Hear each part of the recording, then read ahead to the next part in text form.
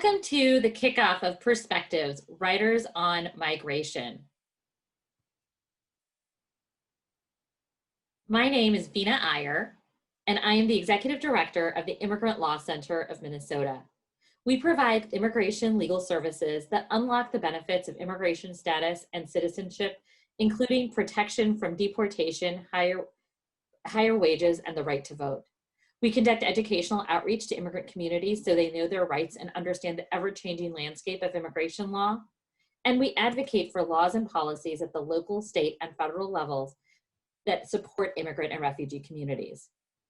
Usually we hold a gala every 2 years to support our work. We were set to hold a gala this year and considered a virtual gala. Instead, we decided to support our work by kicking off this series featuring writers and conversations that will inform you and inspire you to take action to support immigrants and refugees. We are so grateful to the sponsors who have made the Perspective series possible: Bakery Drinker, Stinson, Ballard Spahr, Grell & Feist, and the law firm of Stephen Thal. Today, we are thrilled to welcome Jia-Lin Yang and Ibrahim Hirsi for the first installment of Perspectives. Jia-Lin is the Deputy Editor, National Editor of the New York Times and author of One Mighty and Irresistible Tide, The Epic Struggle Over American Immigration, 1924 to 1965. Jia-Lin was previously a national security editor at the Washington Post. She graduated from Yale and developed her love of journalism at the Yale Daily News. I was also excited to learn that Jia-Lin, like my husband, has learned that the best food in America can be found in the dullest of strip malls. So when she comes to Minneapolis next, I will be taking her to Lemongrass up in Brooklyn Park, which is one of my favorite places in a strip mall. Ibrahim Hirsi is a reporter at the Sahan Journal, where he covers immigrant communities and the politics and policies that affect them. He was previously a staff writer at MinnPost and at NPR News. Like Jia-Lin, Ibrahim got his start in journalism on his college newspaper, the Minnesota Daily. Ibrahim is currently also a PhD student at the University of Minnesota studying immigration history. And Ibrahim's favorite restaurant in a strip mall is India Palace in Uptown. I'll turn it over to Ibrahim to kick off the conversation. He'll also be asking questions from audience members later in the evening.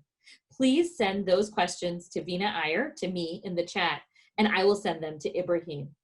We'll finish with a few remarks from one of our founding board members, Sharon Jacks, and we'll end promptly at 8:15. I'll now turn it over to Ibrahim. Okay, all right, now I'm unmuted.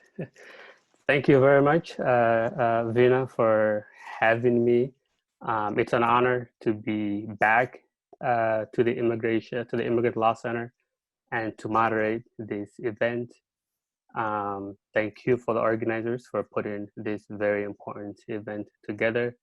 I'm especially delighted to share a stage with Jia-Lin to talk not just about any subject, but about the history of immigration in the United States.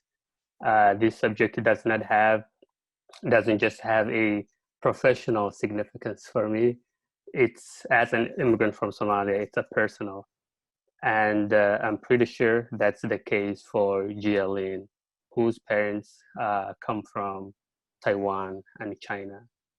And that brings to your beautifully written and well-researched book, Gina, One Mighty and Irresistible Tide, The Epic Struggle Over American Immigration, 1924 to 1965. For those who have not had the opportunity to read the book yet, it chronicles the story of two important immigration laws in the 20th century.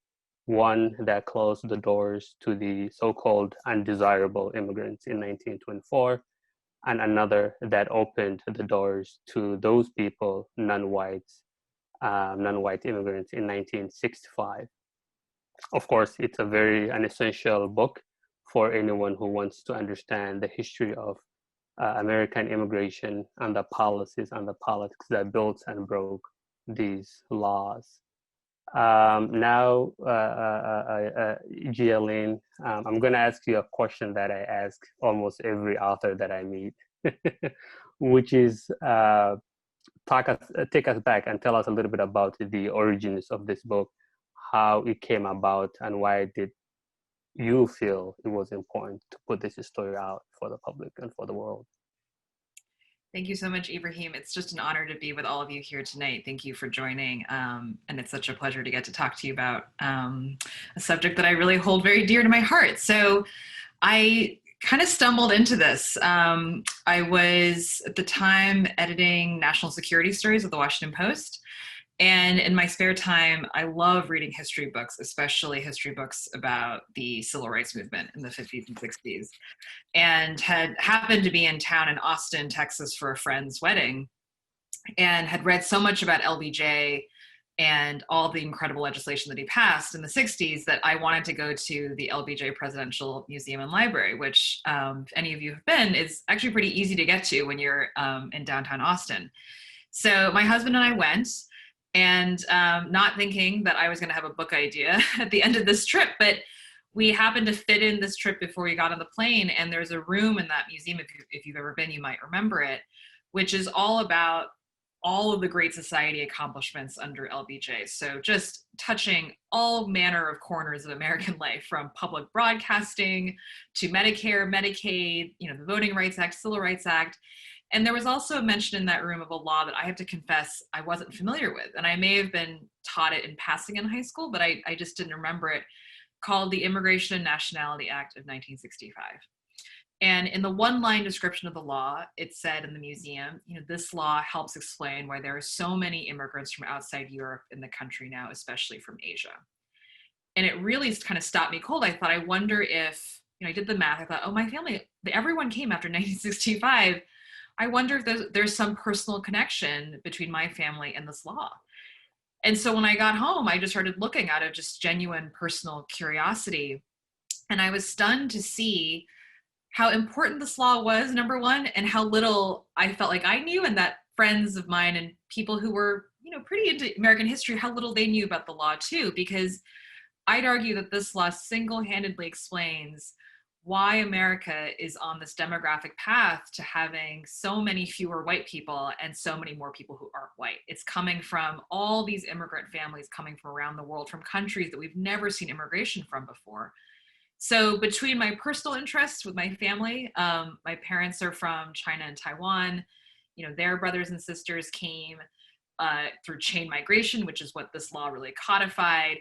All of my friends growing up's parents came from India, Afghanistan, parts of Africa, Eastern Europe.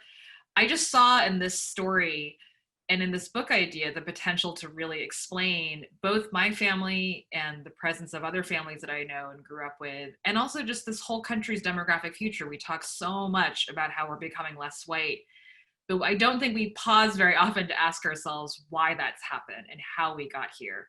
And I have to say, I was pretty stunned by what I learned. And the more I learned, the more I wanted to write a book and be able to share this knowledge with other people. Yeah, and speaking of being stunned of what you learned, let's talk about what you learned, especially in the 1925.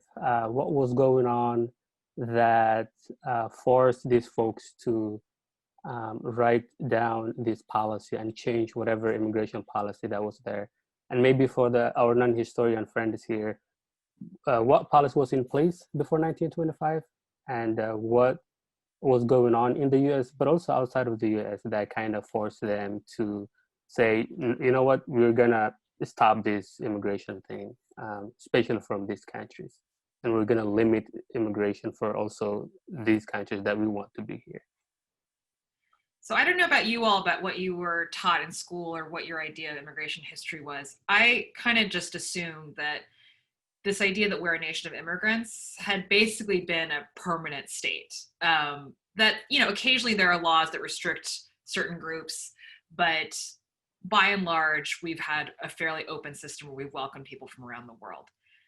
That is really not true when you dig into the history. And in the 1920s, a decade that I used to associate with, jazz and, flappers and dances, dancing the Charleston, also had this very dark side to it and very, very racist and violent side to it. And it's basically because after World War I, the country just really began to feel like it had kind of gotten too involved in other countries' affairs and Europe's affairs. And so it really became very closed in and very isolationist and very nationalist, very pro-America, some themes that might feel familiar if you look at the Trump campaign from 2016, but a very kind of, go back to America as America was kind of feeling.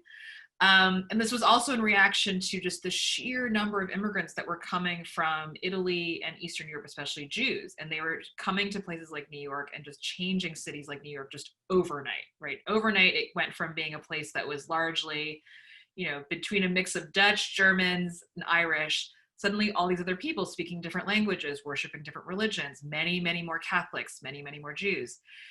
And people in this country, especially in elite society like in New York and DC, were just horrified that all these different people were coming in. People who we now, I guess, sort of consider white, but at the time they seemed so different.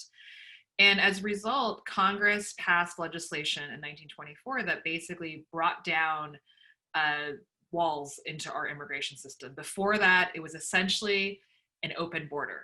You didn't even need a visa to show up. You could really show up at the US-Mexico border. You could show up at Ellis Island, no papers needed. And, you might have a literacy test. They might check your health briefly, but really, if you could make the journey, you were in. And 1924, they basically say, we can't do this anymore. We need to start requiring visas. We need to start having numerical limits. And most importantly, we have to start controlling the race of the people who come in. So we can't allow all these different seeming people to come in because our country is white, Anglo-Saxon, Protestant. And if we get away from that, we get away from what America is all about. So we're going to have to create really strict numerical caps. If you're from Eastern or Southern Europe, you have much less greater chance of coming in. We're going to heavily restrict your visas.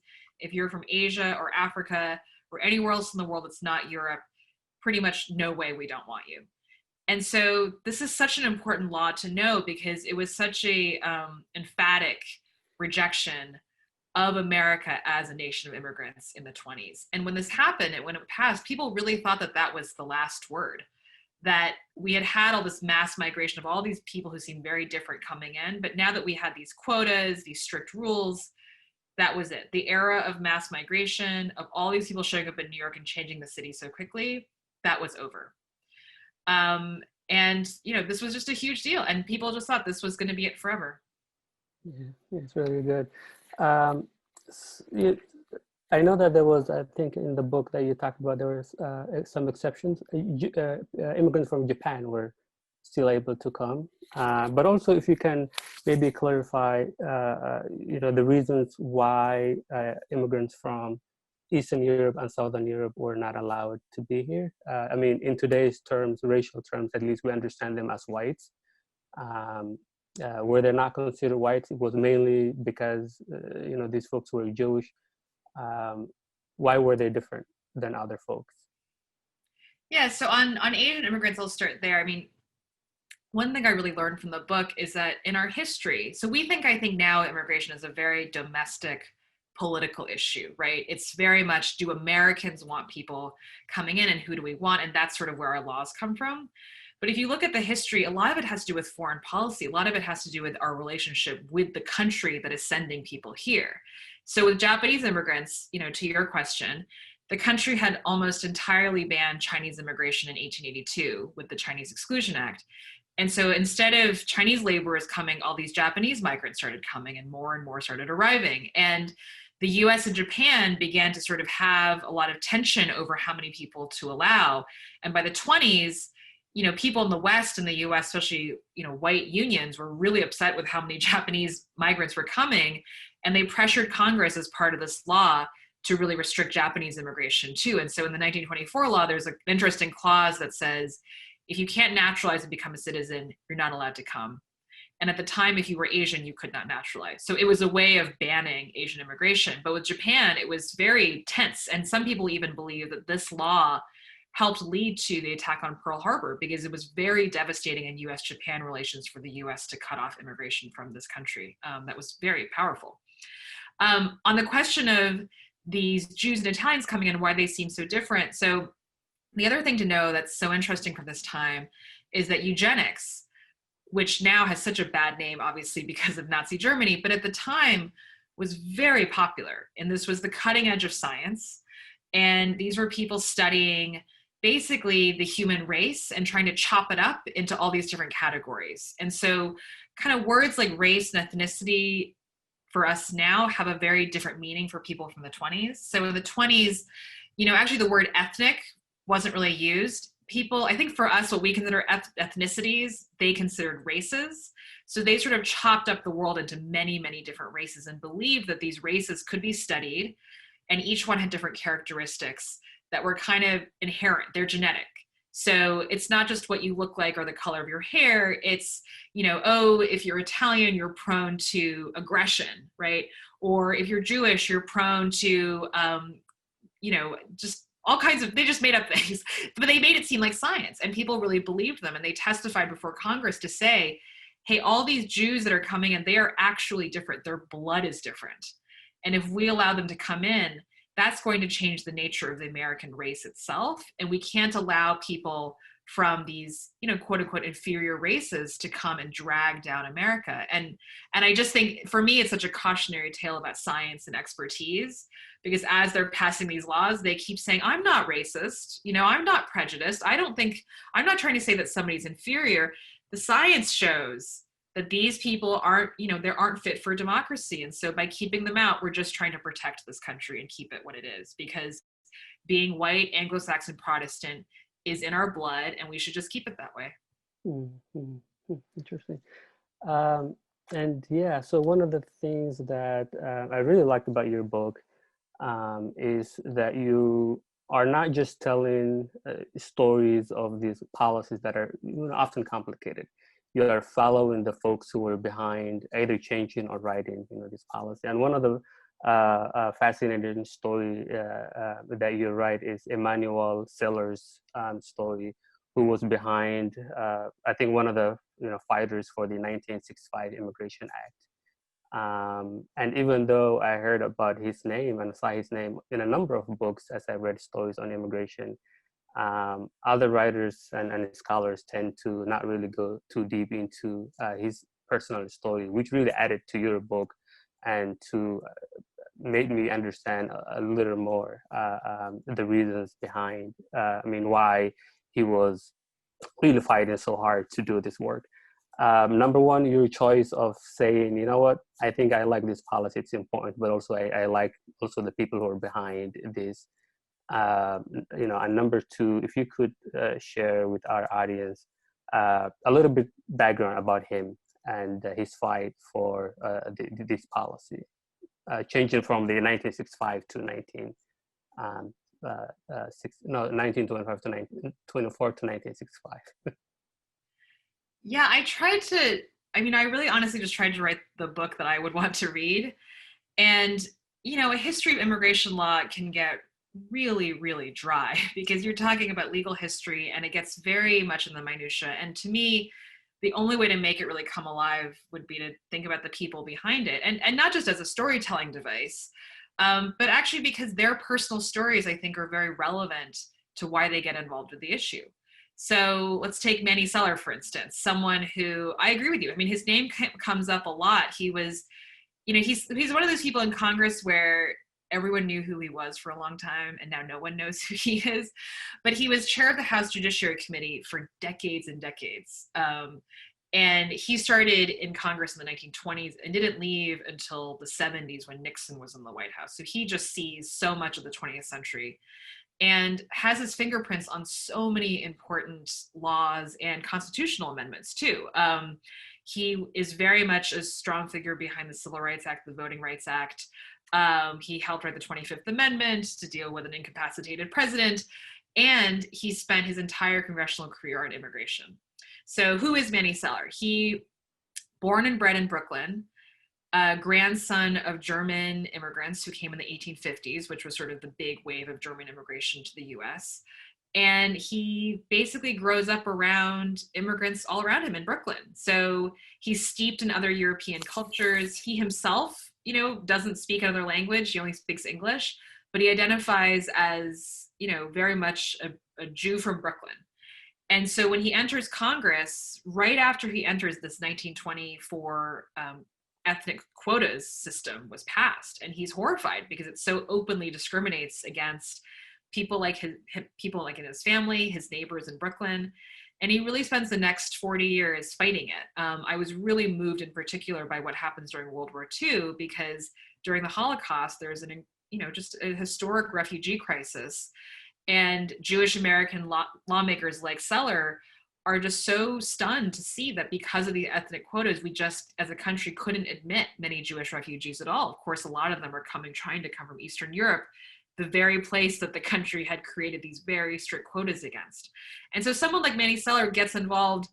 It's so personal for someone like him, right? It all feels like kind of a personal affront to have an entire immigration system built on the notion that people like Jews and Italians and Asians and Africans are all racially inferior to white Anglo-Saxon Protestants. And so that's what really drives him to do this. And I just don't think you can learn about our immigration history without understanding the people behind it. Yeah, and we will get to the 1965 Immigration Act, but the first chapter of the book, you actually start with a community event that was taking place at Brooklyn Jewish Center on March 2nd, 1924. That's a couple of months before the 1925 Act was, 24 Immigration Act was passed.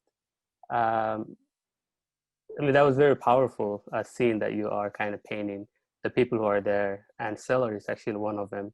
If you could remind us what was going on at that time and what was this meeting about? It was so fun to research this book for lots of reasons. I love libraries. This was an excuse to go to many, many libraries. If you're a library fan, I can't recommend writing a history book more. It's all you do when you're doing the work. But also I lived in Brooklyn when I was writing this book, and a lot of the events going on were just down the street from me.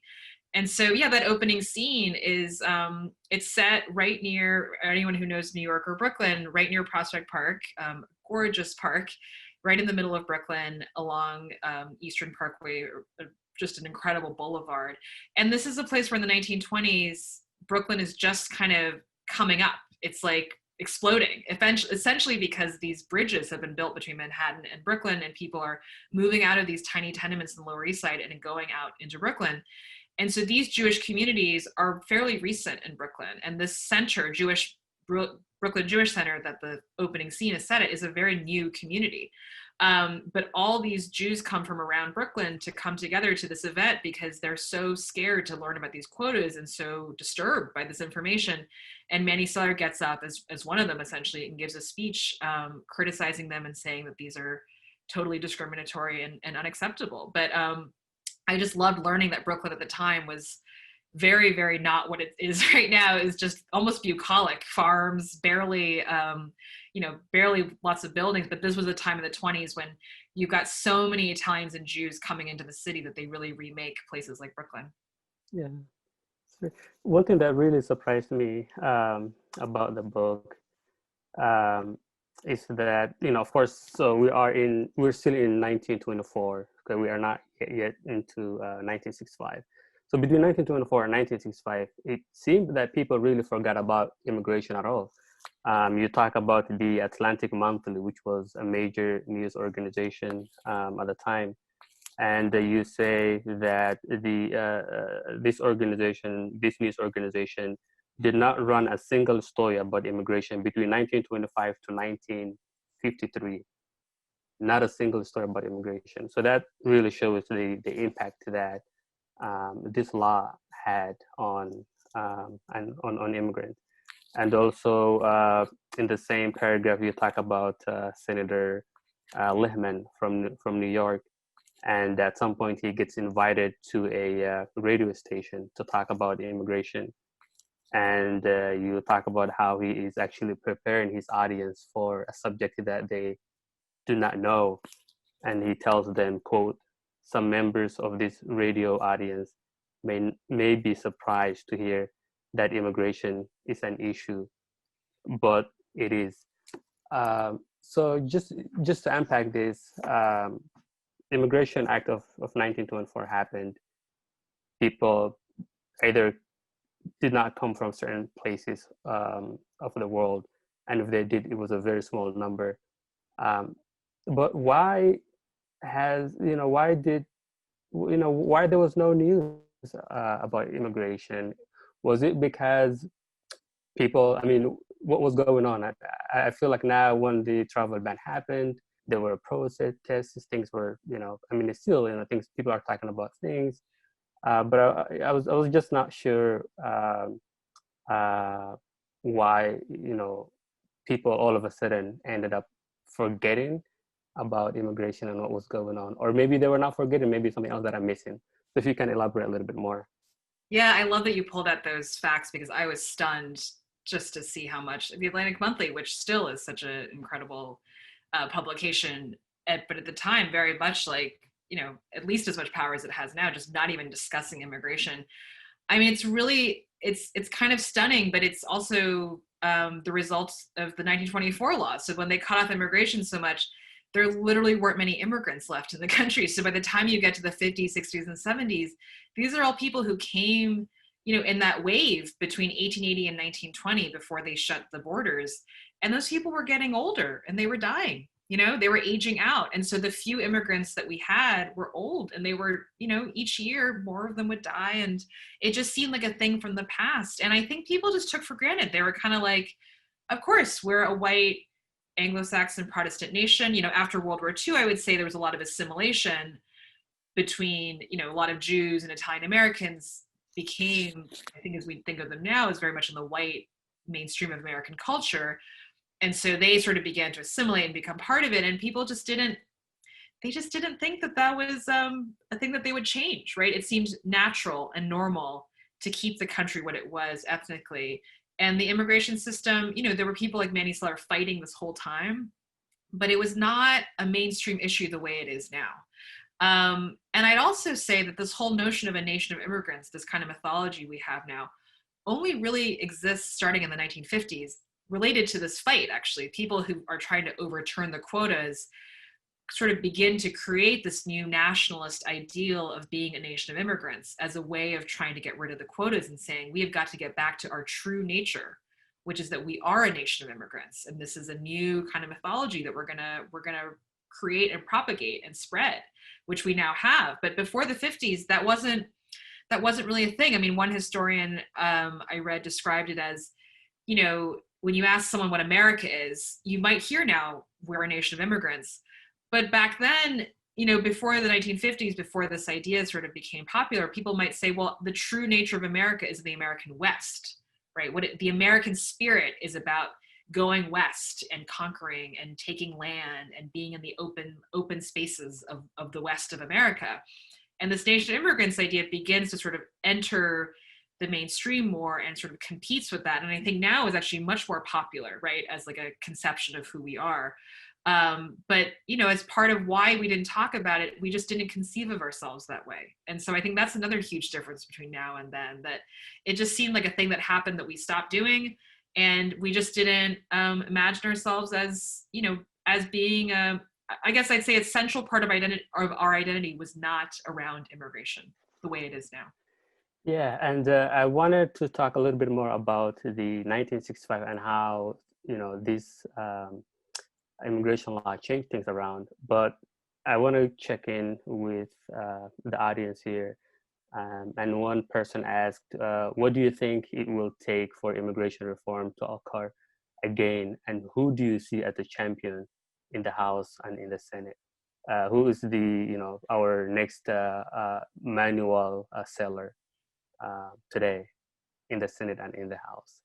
Yeah, so I'll answer this a little bit sideways by answering your question about 1965, because I think it actually has a lot of lessons for today. And then I'll take a stab at what's going on now. I mean, I'd say when you read my book, you'll see that the 1965 law is very flukish in lots of ways.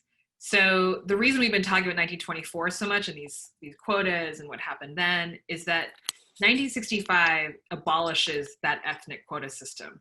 It abolishes that whole system I was describing of ranking races by, inferior traits and saying these people are ethnically superior to others. It eliminates all of that and says we will no longer discriminate by race when we look at whether we should admit you and give you a visa to come and stay in the US. And so you have to understand the 1924 law to understand 65, because 65 is overturning that whole system. But the thing is, when you learn the history of 65, you learn just how hard it was to do that, right? We were just talking, people didn't even discuss immigration anymore. It's not like there were people in the streets demanding a new immigration system. I'd argue a series of all kinds of crazy political events preceded this happening. JFK happened to really get into this issue because he was trying to build a political career in Massachusetts, which at the time, was one of the states with the highest percentage of immigrants, especially from Europe. So he kind of got into this, but in, I think, a kind of an opportunistic way. I don't know that if his heart was truly in it, but he began to embrace it. And then when he's assassinated, he leaves unfinished this work of changing the immigration law. And so LBJ comes in and picks it up, and it's just a series of almost like political flukes that it happens at all. And it really does take 40 years. And I'd argue, if you read my book, like, it very easily might not have happened. I mean, I was stunned in my research to see just how unlikely it was that this law would have passed, and how little of it was about, the public demanding it, and how much was a handful of people saying, we just have to right this wrong.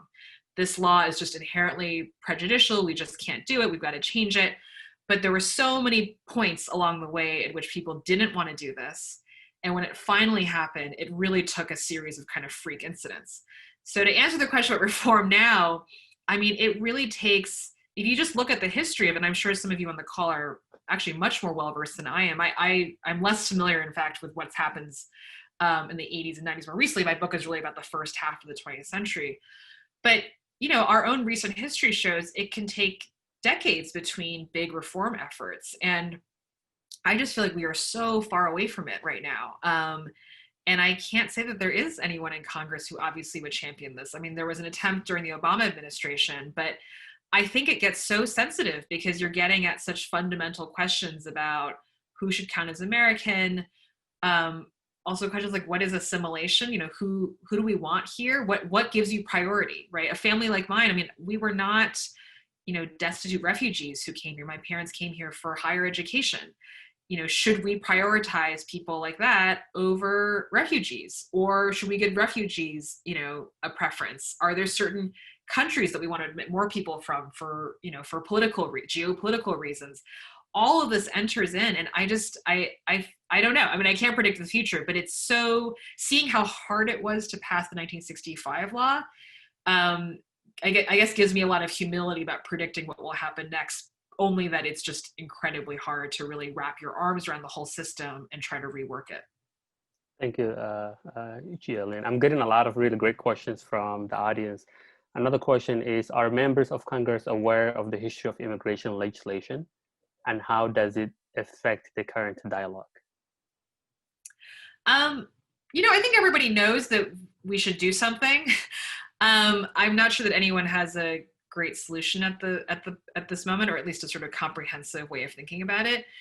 It did strike me in working on this book that I think as a country, I think we could use a lot more education first about how we got here with our immigration system. So I'll give you one really important example in the 1965 law. So, when we do talk about this law, it's usually people saying things like, well, it was all part of the Black Civil Rights Movement. That's how we got it.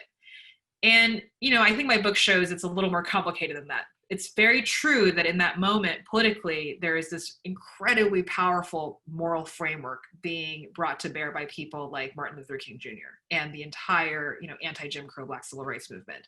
And this law has to be understood within that. But it really is kind of a separate strand of American history, I think, and cultural identity around Jews and Italians saying, we are full Americans. We should be counted as such. And so this is about us and having equality. And so I point that out because if you actually look at the history of the 1965 law, so now we see just how powerful and important that law was. The law, it got rid of quotas, So it had to create a new system for who comes in. And the most important thing to know about it is it gave priority to people with family already in the US, which is what gives us what we now know of as, you can call it different things, chain migration, family reunification, whatever you want to call it. It's the way that people with siblings or parents or children already in the US get priority for visas. Now, that's why our country is so non-European right now, because we have Cuban families coming in. I mean, my family, it's the same thing. It's like one person comes, then a sibling comes, then a spouse comes, then their children come. Like, that's how you end up with so many people from places like Asia, the Middle East, Africa, India, all over the world. But the thing is, when they passed the law, they did not really intend for that to happen. If you go and look at their debate, the chain migration clause, family reunification, whatever you want to call it, that was actually put in to keep America more white. Because at the time, there weren't that many immigrants. So they thought, if we want to keep our racial status quo, the easiest way to do that is just to say, if you're already here, they figure if you're here, you're probably from England, right? Because they give priority to people from that part of Europe. Your family gets priority. And so they thought, well, if we do it that way, surely the racial status quo or the makeup of the country can't change that much. What they didn't anticipate was that the future of American immigration would be almost entirely outside of Europe. And so I bring that up because I think there's so many basic things we haven't established as a country, and I would put on the table, we never even as a country sort of decided that we wanted so many immigrants from outside of Europe. It happened, and we're functioning just fine, I'd argue. I mean, I've actually, it's amazing that our country has so many people from different countries and we all really live together. But I think it's really important to know from 1965, that was not really the stated intent of the law. And so if we're talking about reform, if we're talking about the system and how to fix it and what to do with it, I think we have to start with this fact that we kind of backed into our demographic future right now. And if we want to talk about our immigration system, we kind of have to talk about that too, I'd say. Yeah, this is really great. We're almost running out of time. I'm going to ask you the last question, which is, you have written a history on immigration, which is very important. But what does history tell us? What can we learn from this book to apply to what's happening today, whether we are talking about activists or we're talking about journalists or just talking about intellectuals? What can we learn from this book? So I'll just share what I learned from it. I'm when people read it, I think they take away different things. But for me, what I was so just so stunned by, and that I still think about really every day, that I did not really understand deeply enough, is that I think we just take for granted the current system. It's such a weedy mess of laws, right? So many, like H-1B, all these different acronyms, all these different laws for whether you can be here, how long you can be here, under what program. We have DACA, we just have a total web of laws. And I think we just assume that that's how the system works, or maybe even should work. And I think when you look at the history and you begin to see where these laws come from exactly, and that not so long ago, even 100 years ago, we effectively had open borders and we've built up this whole infrastructure since then, I think it begins to make you question what the point of all these laws are, right? We get so hung up on legal versus illegal, documented versus undocumented. I think it's really helpful to think about a time when we didn't have all these documents, when we didn't have all this legal language around who was legal and who wasn't. And I think once you begin to unpack that, you just see how much these laws can be changed and how sort of artificial they are too. I mean, I came away thinking, my family, just as I was saying before, just as easily, in fact, it was probably more likely that we wouldn't have been allowed here if the laws hadn't changed. And that goes for many, many families here, right? Like, unless you came during in fact, if you came during the open borders time, that's why you were allowed here. It was open borders. If you've come since, your family is here as a result of specific laws that were passed. And I think what we see in the Trump administration is that these laws can all be changed. The meaning of your papers can be changed. I think that's the dark history of Nazi Germany, right? Is that you can be a citizen today and tomorrow you're not a citizen. The meaning of that paper changes. And so I just came away from this whole research and this whole project thinking, we're overstating the meaning of these papers. The papers are just sort of the result of these laws that we pass, but we can always change the laws, and they don't have kind of some inherent meaning or weight to them. They have the meaning that we give them, and we can always change it. And I think, as you see with the Trump administration, they've wanted to change it. And sure enough, immigration numbers are going down. They've all but entirely cut off the entire refugee system. My book goes through the history of why we even have a refugee system and how hard won it was during World War II. And, just as our history on immigration has changed before, we've closed off the gates, we've opened them, we can always close them again. So I think that's what I took from it. Just a lot of humility about our current system and where we could go next. Jillian, that's really great. Thank you very much for writing this book. And thank you very much for coming in to talk to us about it. I'll now pass it over to Veena. So thank you. And I will say, I'm so excited that we've had several people mention in the chat that they'd like to continue asking questions. And so I also know that Jillian, like me, is a mom. So if she's willing to stay for a little bit longer, we'd love to have her, but I also want to be respectful of everybody's time. So what I would say is, first, I'm going to let Jillian respond to me in the chat. But what I was going to do is also just right now make 2 comments, and then we'll see if we'll go for a little bit longer. First of all, the book is available, and so we're going to put the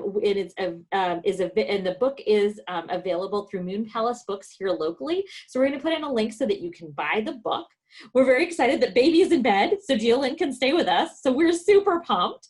What we did before we have Jillian continue with answering more questions, I am going to toss it over to our wonderful member of our board, Sharon Jacks, just to talk a little bit to those of you who might be leaving soon, just about what ILCM means to her and what supporting us means. And then we'll go right back to questions. So I'm going to toss it over to Sharon right now. Thanks so much, Veena. So that everybody knows, I am a current member and a founding member of the board. I've been an enthusiastic supporter of ILCM for years. I want to thank you so much for coming tonight and being a part of this, and especially, of course, thanks to Jillian and to Ibrahim for making this happen and giving us so much to think about.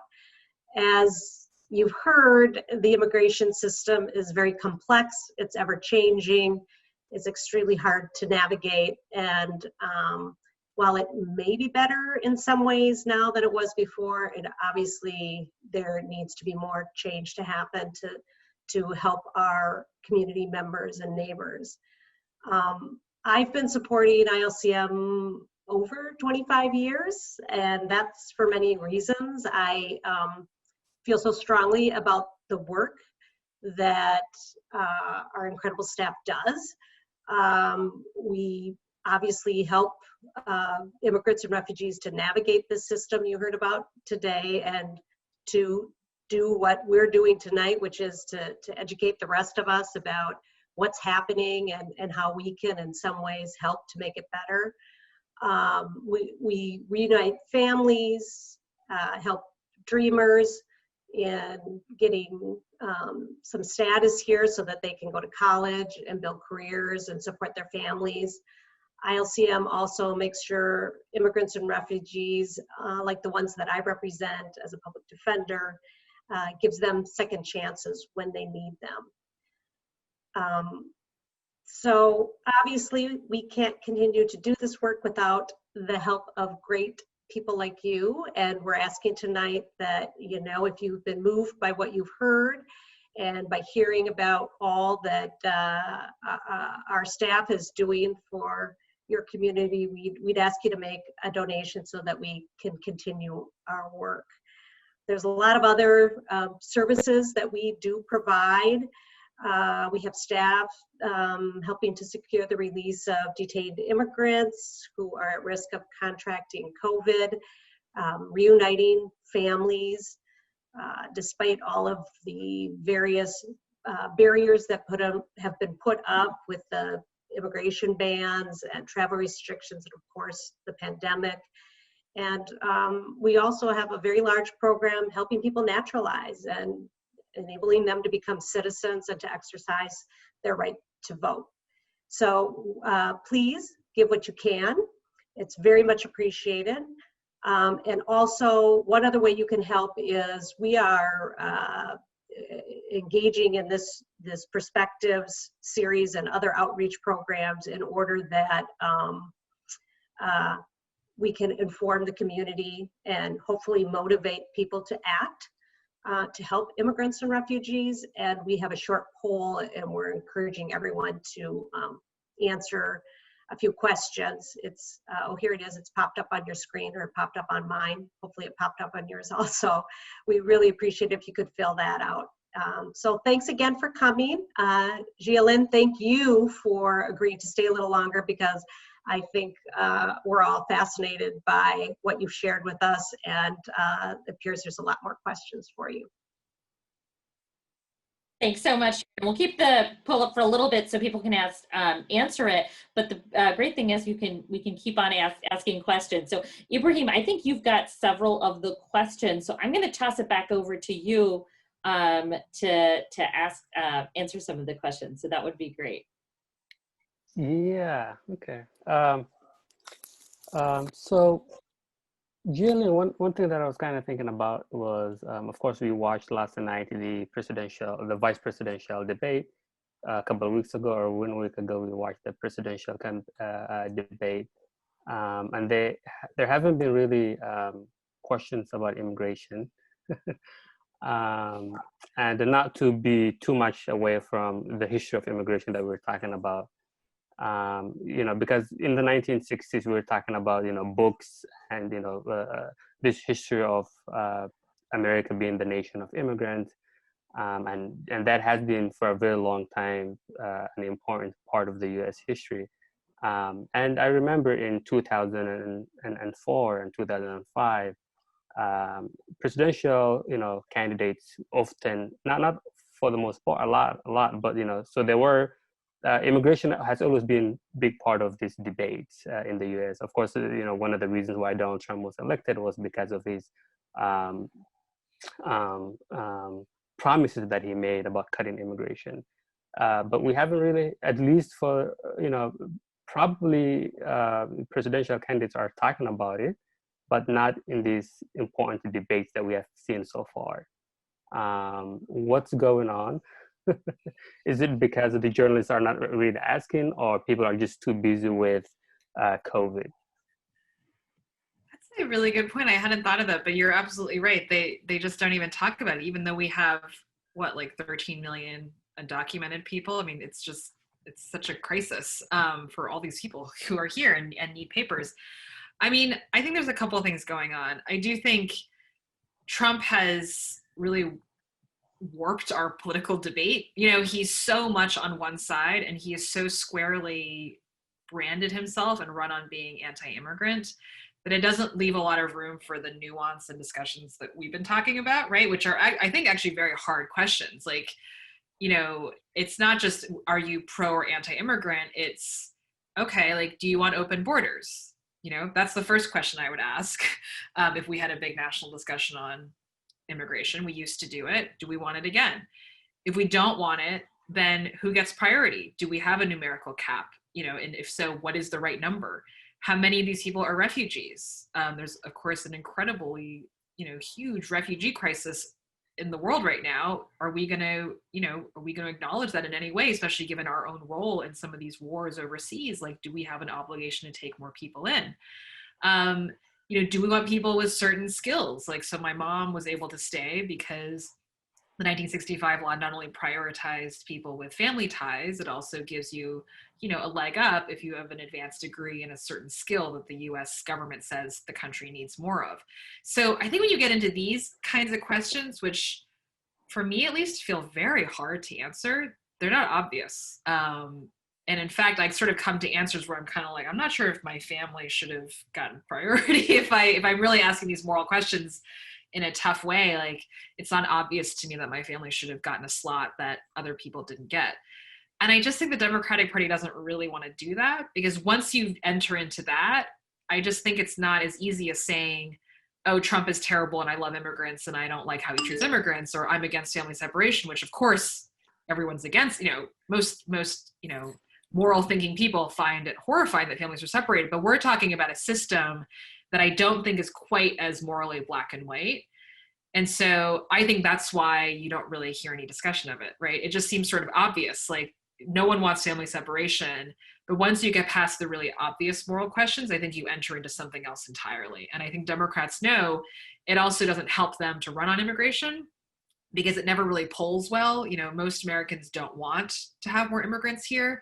They don't want to think about it. I think most people want to celebrate immigrants as almost like mascots, you know, like we love immigrants, but beyond that, I find people don't really want to talk about it because even immigrants, you know, many immigrants don't want more immigrants. I think we assume that immigrants are all pro-immigration. And my book shows too, in our history, very frequently the people who are most skeptical of more immigration are immigrants themselves or children of immigrants. Yeah. And another question from the audience. So this 1965 immigration policy was passed in 1965, of course. That was during the civil rights movement, but also Cold War was an important factor. So what, you know, how can we, I mean, what connections do we have between the passing of this and the Cold War?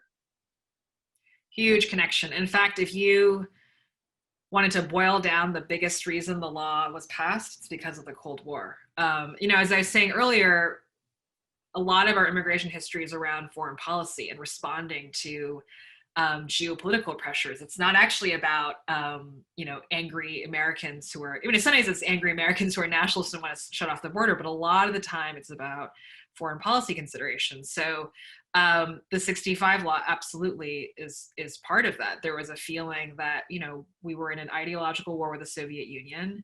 We needed to prove that we were not discriminatory.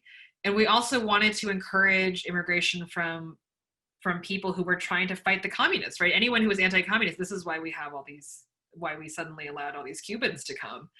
It was all part of our Cold War policy. So absolutely, if you look at all of the testimony on the Hill when this was being passed, you had the Secretary of State, Dean Rusk, you had the Kennedys, all of them talking about the Cold War. If we pass this, this helps us in the Cold War. And of course, LBJ, this was a huge thing for him too. And so, yeah, you can't understand this without understanding the Cold War. At the same time, I'd say it cut the other way too, because, you know, a lot of what kept immigration a lot of what kept the quotas from being eliminated was sort of Red Scare political tactics. So in the 40s and 50s, especially when McCarthyism is really, you know, roaring in the 50s, a lot of people said, you know, we can't change these laws because if we make our immigration system too liberal, then these spies will come in, you know, and they associated Jews with being radical and communist. And they said, if we allow these immigrants in, it'll really create an enemy from within. And so we can't do this. So I'd say the Cold War kind of cut both ways. It